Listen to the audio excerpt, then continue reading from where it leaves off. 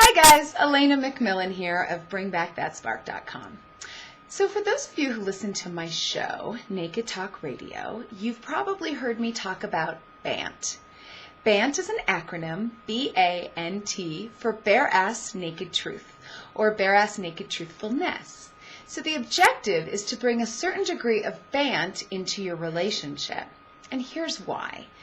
When we don't know what's going on, we will make something up, and we can't always distinguish what's fantasy and what's reality, or what's truth and what's fiction.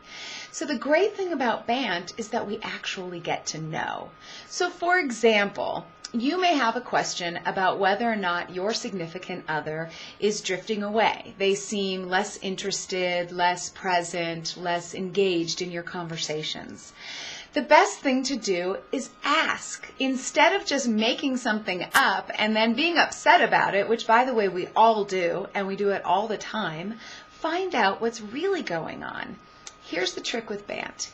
In order to have a BANT conversation, you need mutual consent. And it's not for everybody. It requires a certain maturity that allows the other person to say what they need to say without taking it too personally. Because sometimes BANT is about expressing feelings.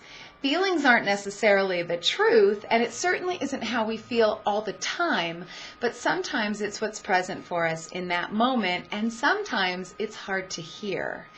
But the thing about BANT, with permission, is that it gives you the space to say what you need to say, so you're no longer carrying it around. The other person isn't feeling it coming from you because there's something you haven't been saying, and you get to move on as long as the person who's getting the BANT can remember it's just an expression of their feelings.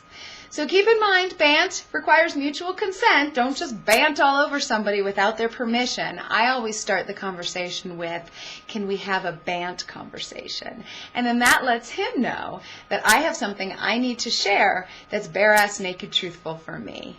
Just a tip from Elaina McMillan at BringBackThatSpark.com.